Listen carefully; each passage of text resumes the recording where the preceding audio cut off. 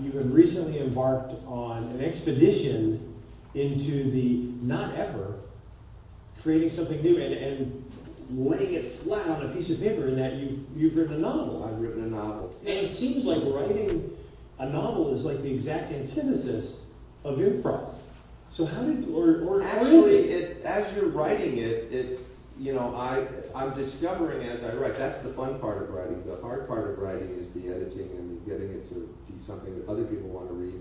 But the creating of the story is just as much in the moment as anything. And that was the fun part of it for me. But it does leave something else that people can hopefully pick up and have an experience with. the artifact of the book. The artifact, yeah. So tell us about the book. What is it that you know, after this long career doing all these different variations of the acting, what is it that drew you to doing this? Well, I started out being seen and not heard, and then I ended up as a voice actor being heard and not seen, and now I just want to be read. But the book is basically a sort of a fantasy humor. I use humor as the vehicle, which is, I think, the theme of my life.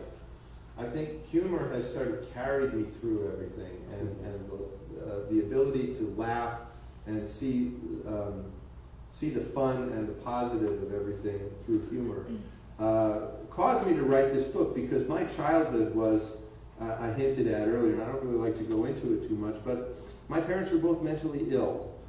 And my father being bipolar and my mother being highly neurotic and eventually becoming schizophrenic led to a very chaotic and violent childhood. And I really did not have a lot of self-esteem. And luckily, because I became a successful enough actor, I was able to afford a lot of therapy. And through the therapy and through certain philosophy of one Alice Miller, who wrote a book called The Drama of the Gifted Child, about children of abuse who create false selves in order to be accepted. And the work of John Bradshaw, which was championing your inner child. I took those two things of my therapy and I created this fantasy adventure for children who came from neglect, abuse, or parents with unreasonable expectations and conditional love. There's a lot of different ways we develop that inauthentic self to get by in life. And so this is a little story done with a lot of humor and fun characters that sort of illustrates how you can find your authenticity. But it's done as a children's book, so you catch them early and they can skip all of the therapy.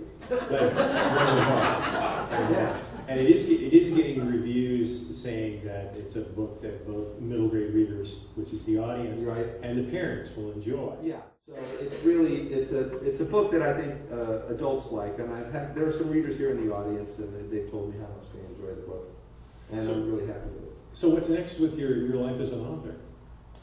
I've written another book about my time as a limo driver in Hollywood. I've written a book called The Benji Loper Caper, about kids who hire a limousine in Hollywood and get involved in an international jewel theft.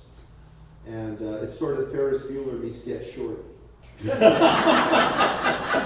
That's a great pitch. Yeah. I like that. And so that's in first draft form and done. And but I just started writing the sequel to King of Average, which is that I saved myself from my cruel and narcissistic and unhappy mother. Mm-hmm. In the first book, the hero encounters his mother as a 7-year-old girl. Mm. And so when the hero comes back and finds that his mother has gone crazy and is in an institution, he seeks out that 7-year-old girl to try to rescue her. That's the second book. Mm-hmm. Oh, that's fantastic. Yeah. I think we're all looking forward to that. Gary Schwartz, folks.